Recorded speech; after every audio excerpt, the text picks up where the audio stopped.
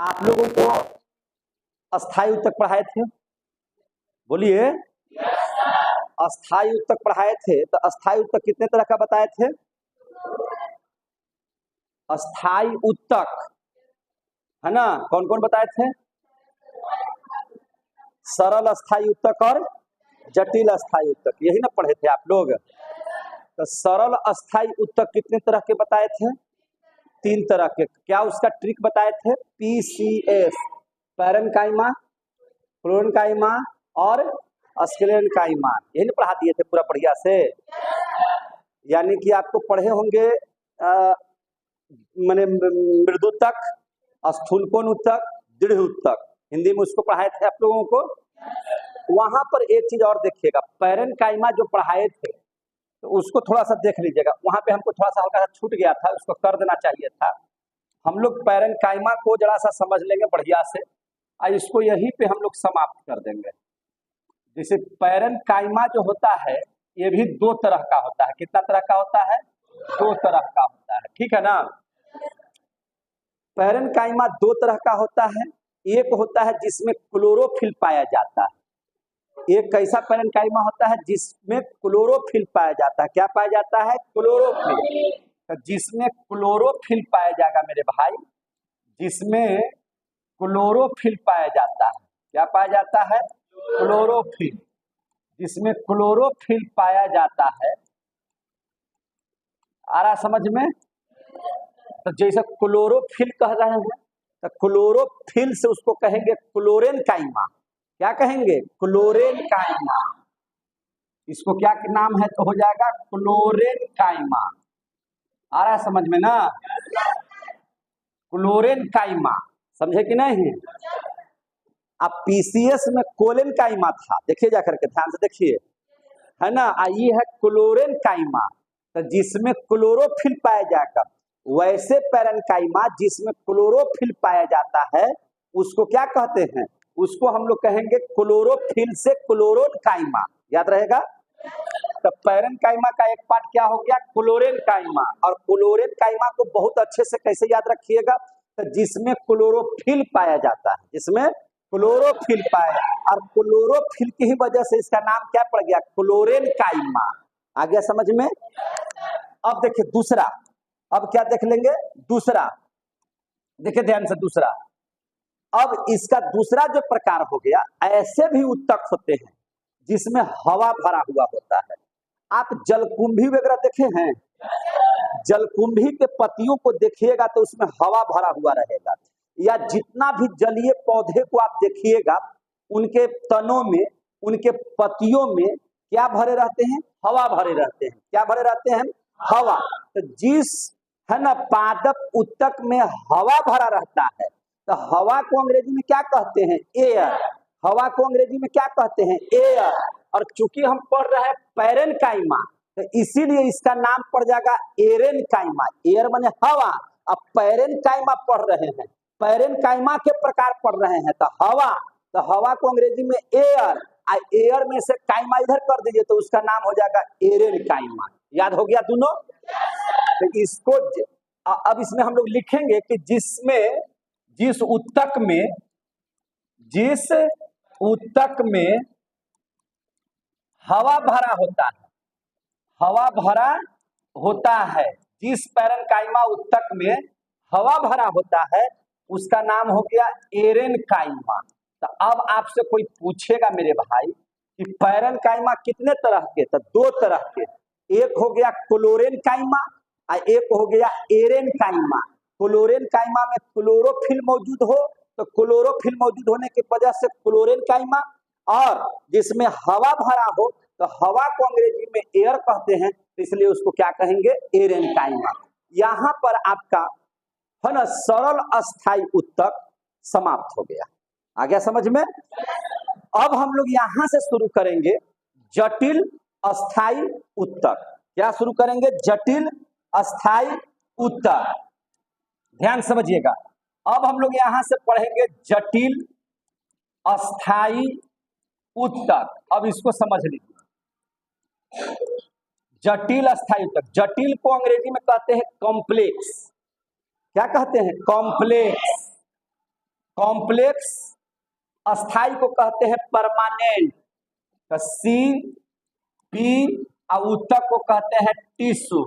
तो इसको क्या नाम हो जाएगा? कॉम्प्लेक्स परमानेंट टिश्यू, यानी कि जटिल अस्थाई ऊतक। देखिए जटिल और सरल में क्या है? एक समान कोशिकाओं से बने ऊतक को सरल कहेंगे। बोलिए यही ना कहेंगे? एक समान कोशिकाओं से बने, है ना, ऊतक को क्या कहेंगे? सरल। उसी को माने ऊतक माने एक समान कोशिकाओं से बने, है ना, माने जो बनता है उसको ऊतक कहते हैं। तो कैसा ऊतक कहेंगे? सरल।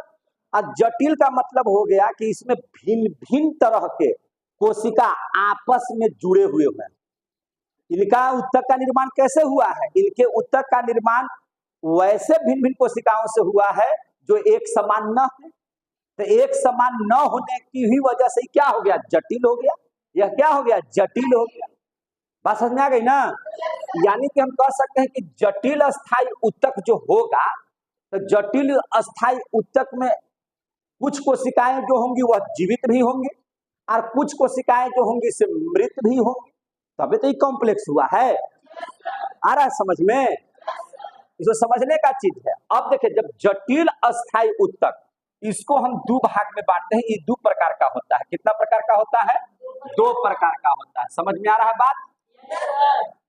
ध्यान से समझिएगा। ये कितने तरह का होता है? दो तरह का। आपने नाम सुना होगा, एक को कहते हैं जाइलम, एक को क्या कहते हैं? जाइलम, और दूसरा को क्या कहेंगे? फ्लोएम।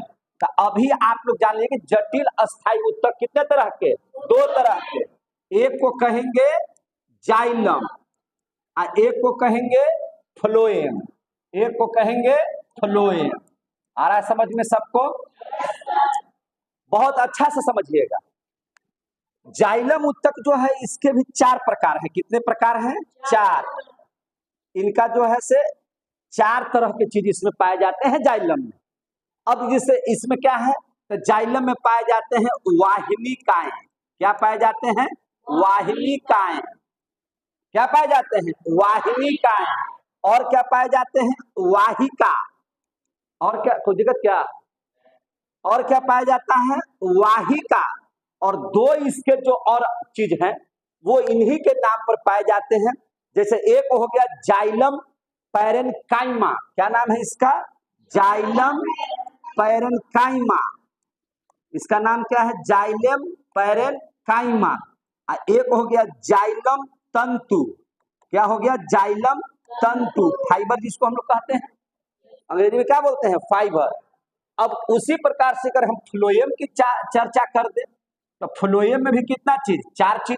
पहला जो चीज होता है, इसमें पाए जाते हैं चालनी ऊतक। कौन सा? चालनी ऊतक। दूसरा जो चीज पाए जाते हैं उसको हम लोग कहते हैं, कहीं कहीं लिखा हुआ रहता है साथी ऊतक, और साथी ऊतक को कहते हैं सहचर ऊतक। तो इसको आप कह सकते हैं साथी ऊतक, या इसी को कह सकते हैं सहचर। सहचर ऊतक भी कहेंगे तो कोई दिक्कत नहीं है। नाम आपको पता चल रहा है। और दो नाम ठीक इसी तरह से। कैसे? तो फ्लोएम पैरेन्काइमा। क्या नाम है इसका? Phloem parenchyma. और इसका नाम हो जाएगा फ्लोएम तंतु। फ्लोएम तंतु। यहां तक बात समझ में आ गया? जटिल अस्थाई ऊतक कितने तरह के? दो तरह के, जाइलम और फ्लोएम। जाइलम कितने प्रकार से बटा हुआ रहता है? चार प्रकार से। कौन कौन? वाहिनिकाएं, वाहिका, जाइलम पैरेन्काइमा, जाइलम तंतु। फ्लोएम में इसी तरह से आ जाएंगे तो क्या है? चालनी अस्थाई अधिक साथी ऊतक, फ्लोएम पैरेन्काइमा और फ्लोएम तंतु। अब इसको बढ़िया से आप समझ लीजिए जरा सा। देखिए यहां पर जो आपको पढ़ना है, जटिल अस्थाई ऊतक इसीलिए है कि अभी हम आपसे चर्चा कर रहे थे मेरे भाई कि इसमें जीवित भी कोशिका पाया जाता है। और कैसी कोशिका पाया जाता है? मृत भी। जीवित भी कोशिका पाया जाएगा और मृत कोशिका पाया जाएगा। तो जीवित और मृत होने ही की वजह से इसको हम लोग क्या कहते हैं? जटिल। क्या कहते हैं इसको? जटिल। यहां तक समझ में आ गया? देखिए जाइलम ऊतक को और बढ़िया से समझ लीजिए। जाइलम ऊतक और फ्लोएम ऊतक है क्या चीज? तो देखिए जाइलम को कैसे याद रखेंगे? ज से जाइलम, ज से क्या होता है? जाइलम। और इसका कार्य क्या है?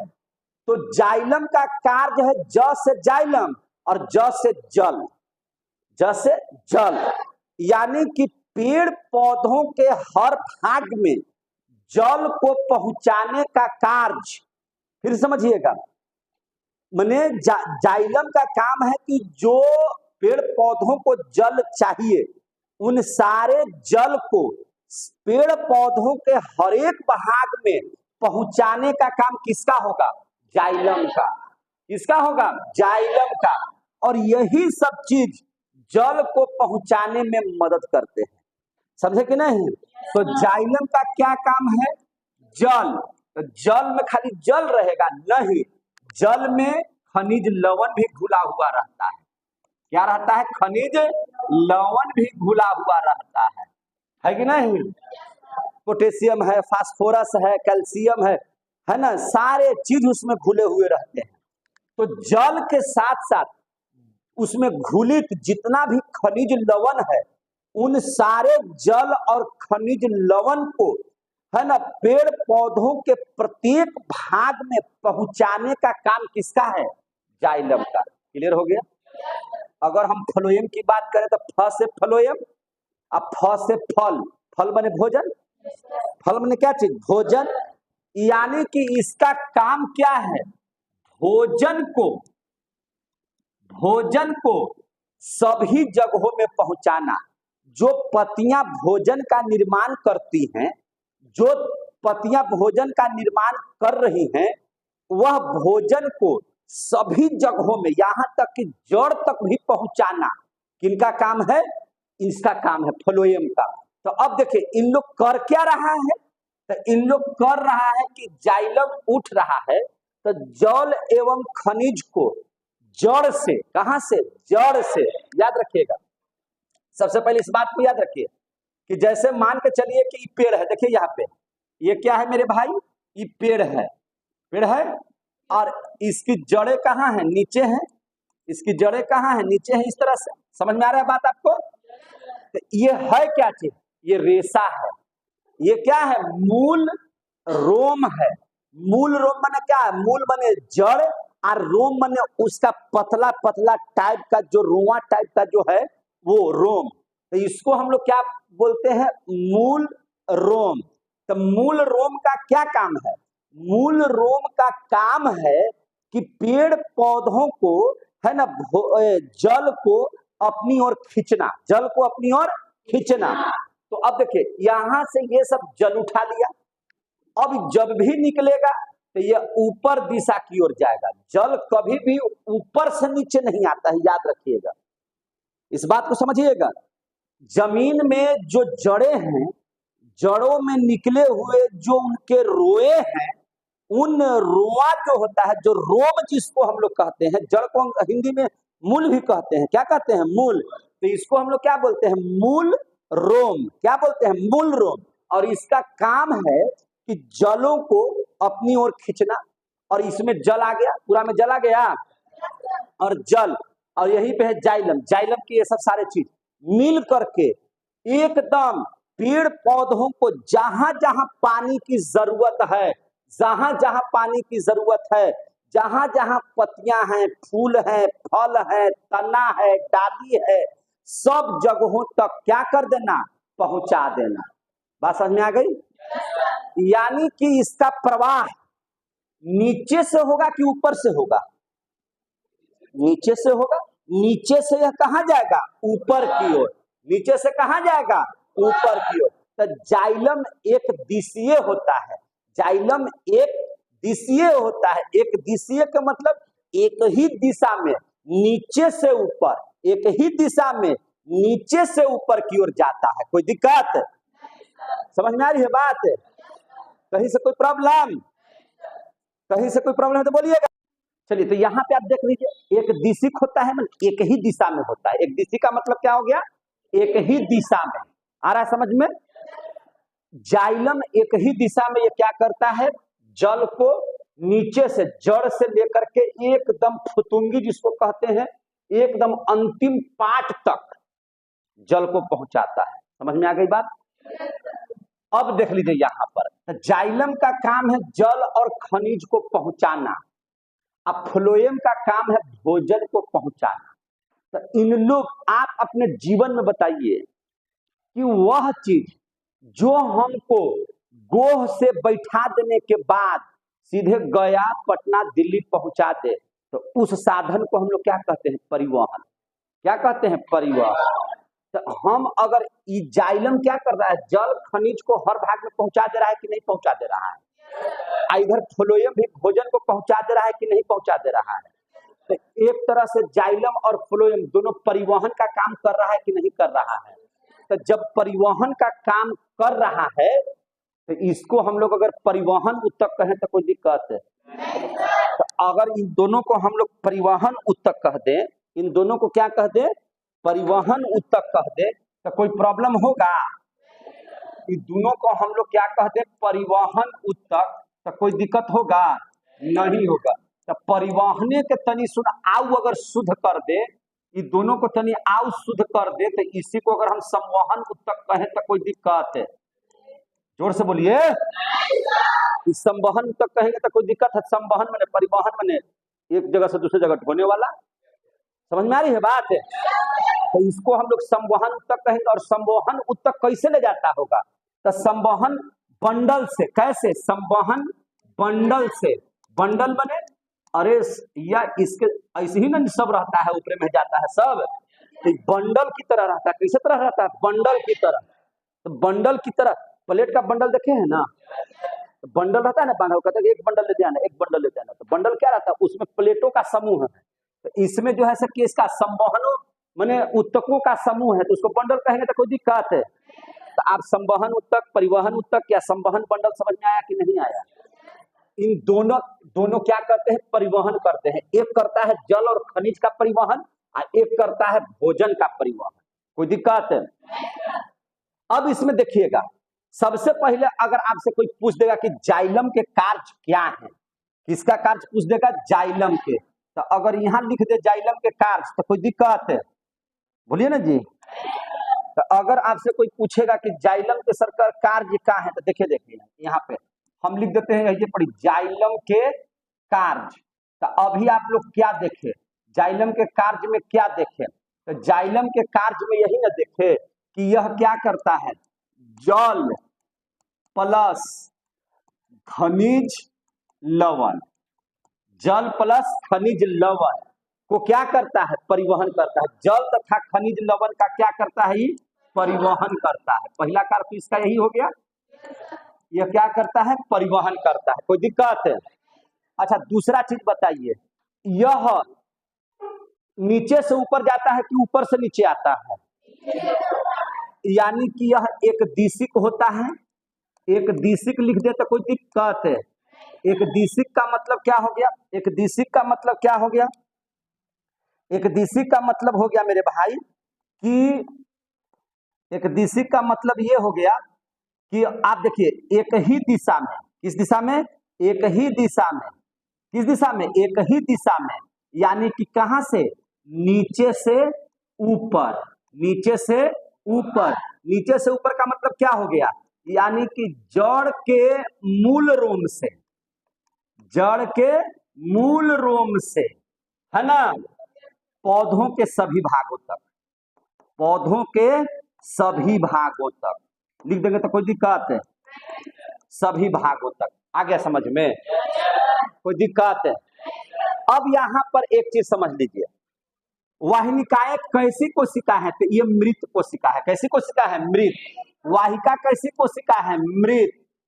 ये कैसी कोशिका है? मृत।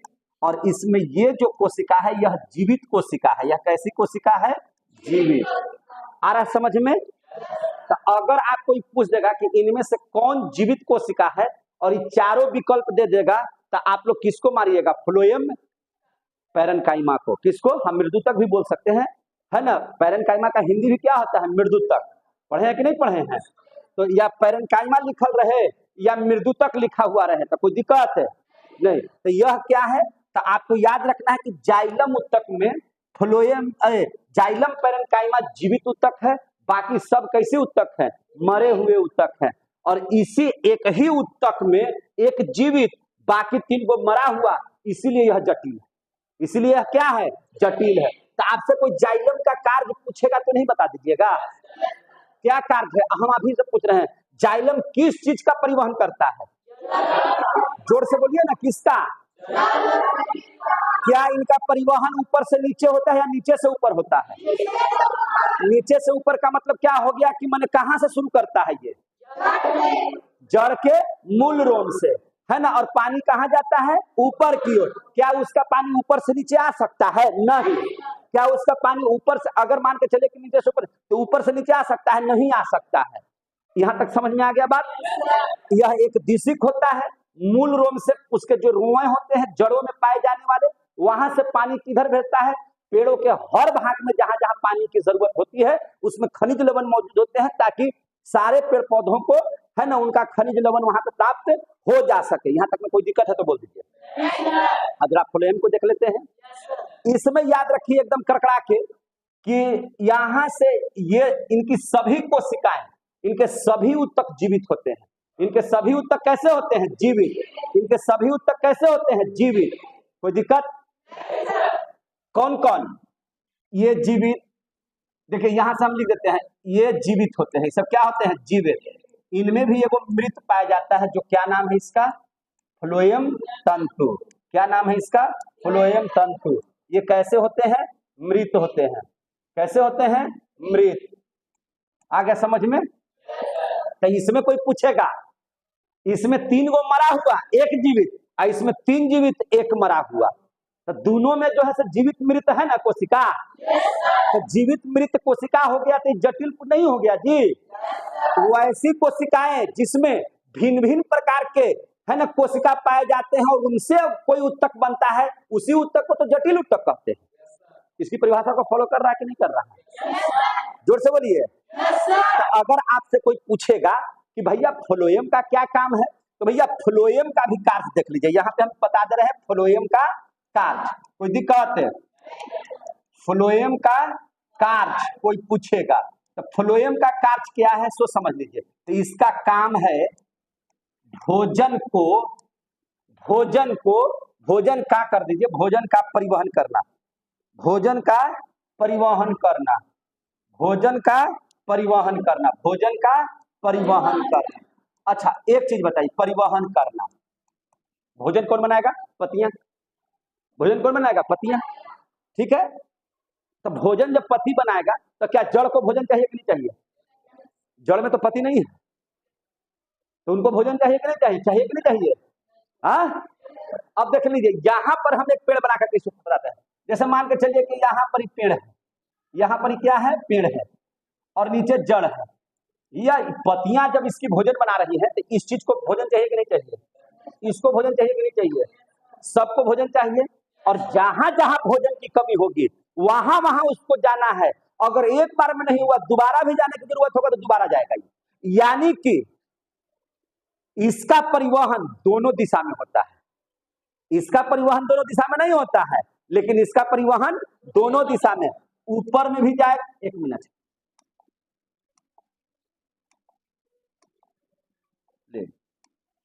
ये ऊपर में भी जाएगा और नीचे में भी आएगा। आगा समझ में? ये ऊपर में भी जाएगा और नीचे में भी आएगा।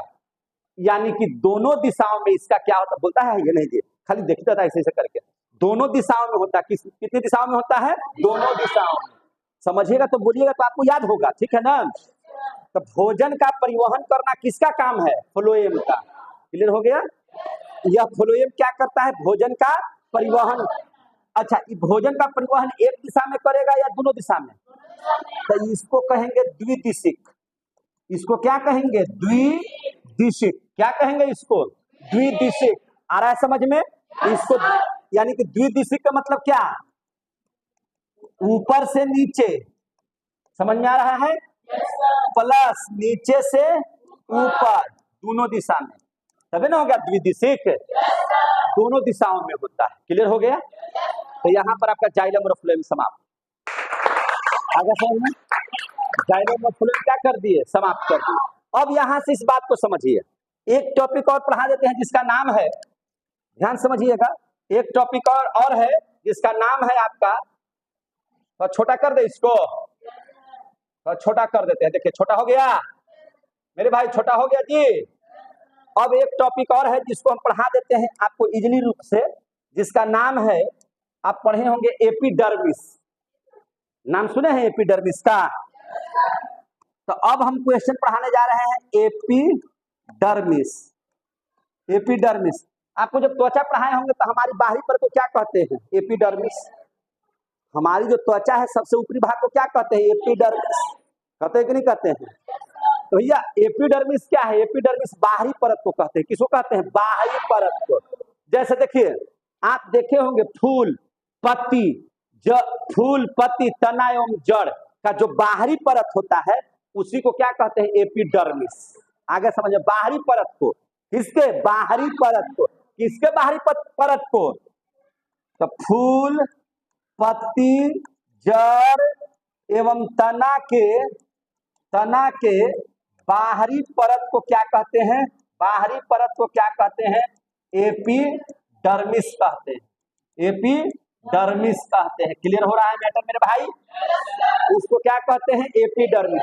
आप कभी भी पेड़ पौधा को ध्यान से देखे हैं कि नहीं देखे हैं, जब उस पर पानी की बूंदें पड़ती हैं तो वह पिछल करके नीचे गिर जाती है, देखे हैं कि नहीं देखे हैं।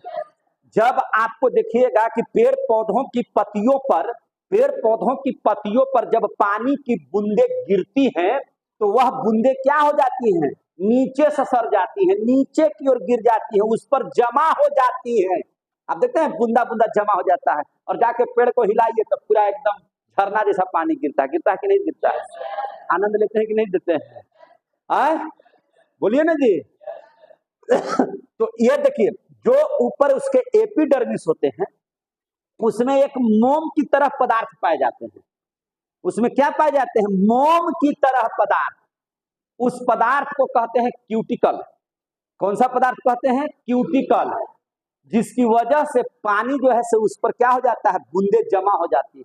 ये बारिश की बूंदे देखना है तो पेड़ पौधे की पत्तियों पर देखिए, है कि नहीं। हमनी के शरीर में पानी में पड़ेगा तो सड़ा के सूख जाएगा, तेल लगाते हैं तो सूख जाता है, सूख जाता है। तो हम लोग तेल क्या करते हैं, हमारी त्वचा क्या है, हमारी त्वचा शोषण करती है किसका, तेल का, पानी का। दवाई वाई जो लगाते हैं, क्रीम जो लगाते हैं, fair and lovely, grow and growth का क्या है, क्या क्या निकलता है, वीको झूठ से निकलते रहता है कि नहीं निकलते रहता है। आप लगा करके निकलने के बाद क्या होता है, फिर जैसे तस हो जाते हैं आप लोग। शुरू से जितना देरी लगाएगा उतना देरी है ना उजला लगेगा, फिर उसके बाद क्या हो जाएगा, थोड़ा देरी के बाद जस के तस हो जाएगा। क्या कर लिया, उसको सोख लिया। आप जब घाव हो जाता है तो क्रीम रूम लगाते हैं कि नहीं, उस पर दवा लगाते हैं कि नहीं लगाते हैं। वह दवा कुछ देरी के बाद देखिएगा समाप्त हो जाएगा, क्या करता है, उसको अवशोषित कर लेता है। लेकिन पेड़ पौधों की पत्तियों पर वो अवशोषित नहीं कर पाता, वो फेयर एंड लवली में लगाता है। वो देखा है पेड़ पौधों की पत्तियों को फेयर एंड लवली लगाते हुए। उस पर एक अलग से मोम होता है, क्या होता है, अलग से एक मोम पाया जाता है, चिकना पदार्थ। क्या पाया जाता है, चिकना पदार्थ। उस चिकने पदार्थ को क्या कहते हैं, क्यूटिकल। क्या कहते हैं, क्यूटिकल। समझ में आ रहा है बात। तो ये देखे ध्यान से, ये जो एपिडर्मिस किसको कहेंगे, बाहरी परत को। फूल पत्ती तना जड़ के बाहरी परत को क्या कहेंगे, एपिडर्मिस। कितने बच्चों को याद हो गया, सबको याद हो गया, चलिए सबको याद हो गया। अब देखिए इसके बाहरी परत पर मोम के जैसा क्या पाया जाता है, पदार्थ। मोम के जैसा क्या पाया जाता है, मोम के जैसा पतला परत रहता है। क्या रहता है, परत रहता है। मोम के जैसा पतला परत रहता है, जिसे क्या कहते हैं, जोर से बोलिए ना, क्यूटिकल कहते हैं। जिसको क्या कहते हैं, क्यूटिकल कहते हैं। याद रहेगा नाम, नाम याद रहेगा मेरे भाई।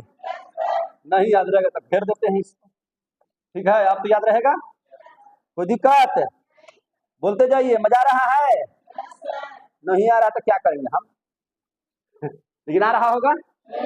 उसको क्या बोलते हैं, क्यूटिकल बोलते हैं। क्या बोलते हैं, क्यूटिकल। कैसा रहता है यह, चिकना। यह कैसा रहेगा जी, चिकना। यह चिकना होता है। यह कैसा होता है, चिकना। आ रहा समझ में, यह क्या होता है, चिकना।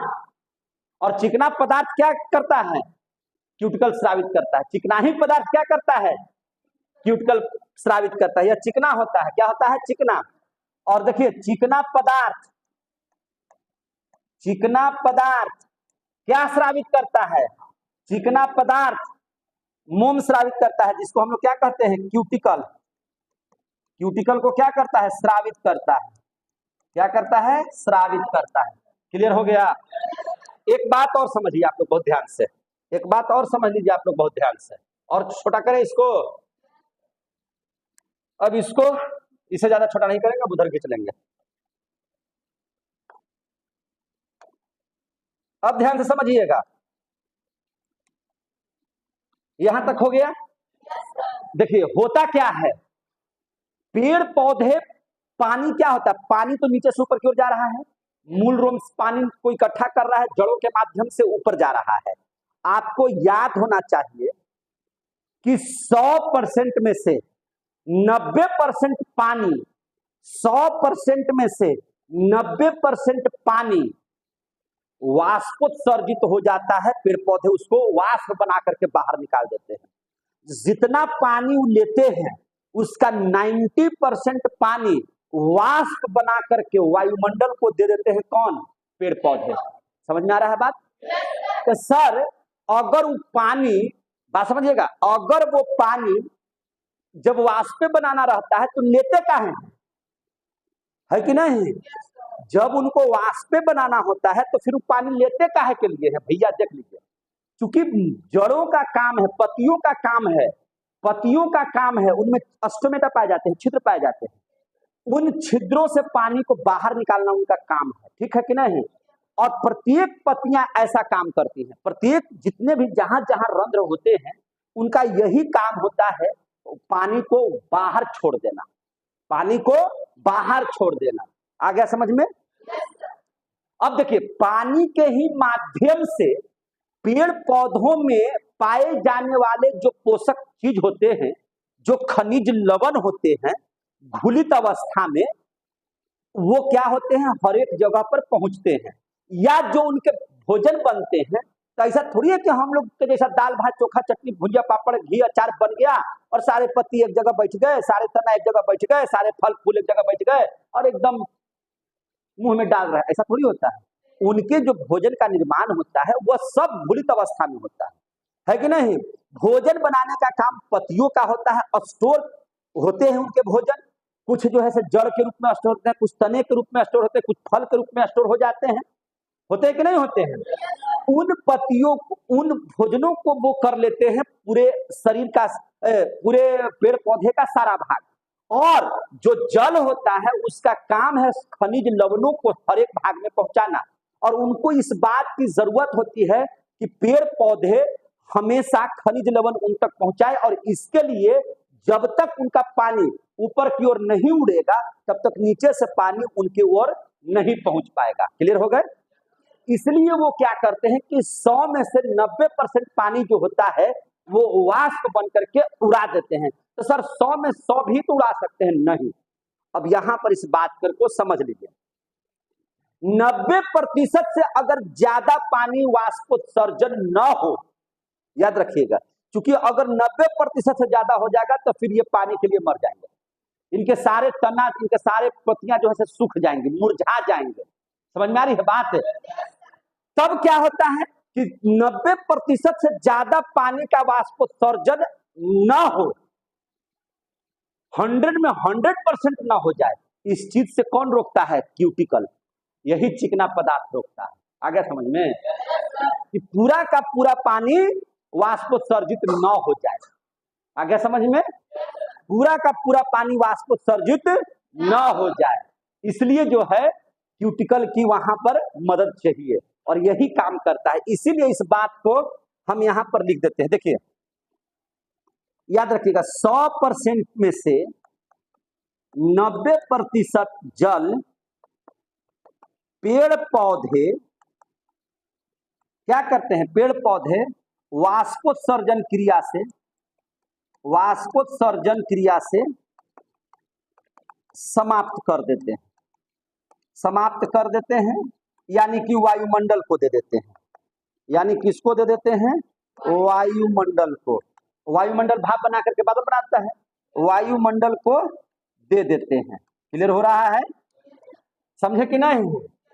अब इस बात को समझिए, अब इस बात को समझिएगा, 90% से, समझ रहे बात के, 90% से ज्यादा पानी वाष्पोत्सर्जित न हो, वाष्पोत्सर्जित न हो, है ना, इस न हो, न हो, इसके लिए कौन रोकता है? तो क्यूटिकल रोकता है, न हो, इसके लिए, इसके लिए कौन रोकता है?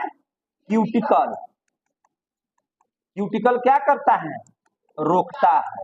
आ गया समझ में? इसके लिए कौन रोकता है? क्यूटिकल रोकता है। और इसका क्या काम है?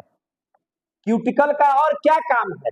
तो क्यूटिकल का और काम है कि यह मुरझाने से, पेड़ पौधों की पत्तियों को मुरझाने से रोकता है, यानी कि पेड़ पौधों की पत्तियां मुरझाए नहीं, यानी कि क्यूटिकल का काम है, देखिए ध्यान से, क्यूटिकल का काम है ना, कि मुरझाने से बचाता है।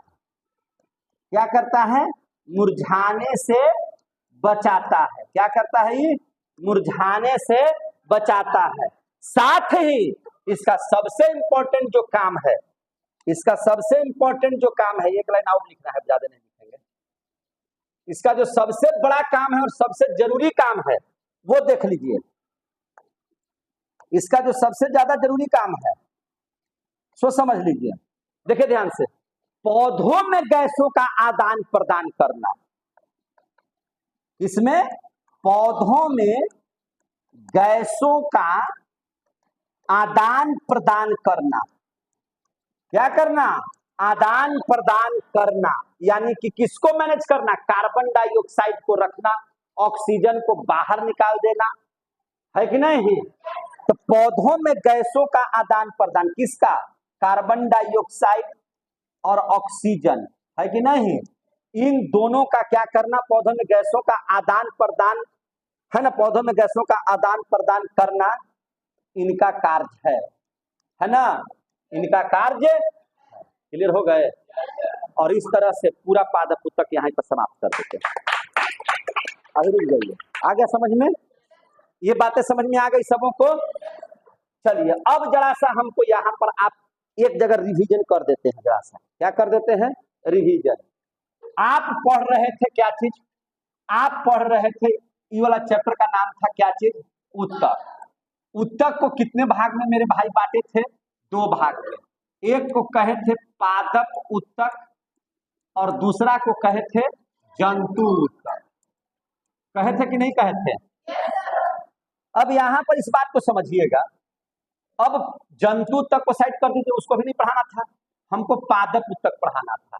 पादप उत्तक को कितने भाग में बांटे थे? 2 भाग में। एक को कहे थे विभज्योतक उत्तक, समझते जाइएगा सब खाली, विभज्योतक उत्तक, मेरिस्मेटिक टिश्यू, आ रहा समझ में? इसको क्या बोले थे? Meristematic tissue. और एक को कहे थे, बताइए, अस्थाई उत्तक। पढ़े थे कि नहीं पढ़े थे? अस्थाई उत्तक को बोले थे परमानेंट टिश्यू।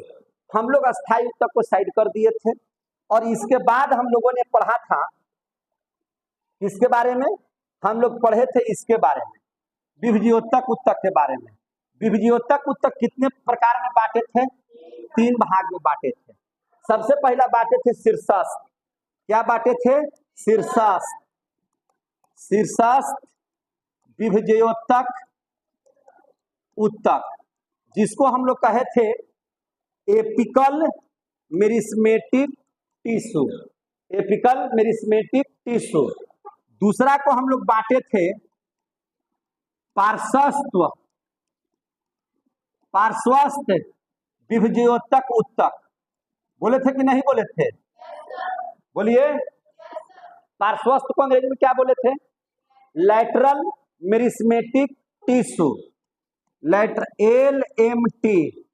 और तीसरा जो हम लोग पढ़े थे अंतर्वेशी। बहुत बढ़िया, ठीक है, याद है? अंतर्वेशी विभज्योतक उत्तक, ICT, IMT, है कि नहीं? इंटरकेलुरल मेरिस्मेटिक टिश्यू हो गया, ये पढ़ लिए थे हम लोग। और इसके बाद क्या पढ़े थे हम लोग इधर? अस्थायी ऊतक। अब आ गए थे इसके बाद कहाँ? अस्थायी ऊतक।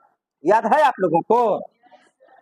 तो सर कहे कि भुलाने वाला चीज थोड़ी है कि नहीं याद रहेगा। अब देख लीजिए अस्थायी ऊतक। अब यहां से देख लीजिए किसको? अस्थायी ऊतक। अस्थायी ऊतक कितना तरह से पढ़ाए थे? 3 तरह का। अरे अस्थायी ऊतक 2 तरह का। कितना तरह का? 2 तरह का। कौन कौन? सरल अस्थायी ऊतक, सरल अस्थायी ऊतक यानी कि सिंपल परमानेंट टिश्यू। एक को कहे थे जटिल अस्थायी ऊतक। जटिल अस्थायी ऊतक। जटिल अस्थायी ऊतक को क्या बोले थे? कॉम्प्लेक्स परमानेंट टिश्यू बताए थे। अब यहां देखिए तो जरा सा, अब यहां बताए थे आप लोगों को कि यह कितना तरह का? 3 तरह का। कितना तरह का? 3 तरह का। ये कितना तरह का है? 3 तरह। सरल अस्थायी ऊतक पीसीएस, पैरेनकाइमा। क्या बताए थे? पैरेनकाइमा। इसी को कहे थे हम लोग क्या चीज? मृदुतक, है कि नहीं? दूसरा हम लोग पढ़े थे स्केलेनकाइमा, नहीं क्लोरेनकाइमा। क्या पढ़े थे? कोलेनकाइमा। क्या पढ़े थे? कोलेनकाइमा। ध्यान से सब देखिए। दूसरा क्या पढ़े थे? कोलेनकाइमा।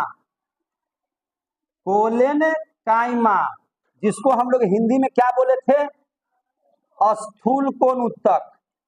स्थूल कोण ऊतक। और तीसरा यहाँ पे हम लोग पढ़े थे मेरे भाई, जिसका हम लोग कहे थे स्केलेनकाइमा।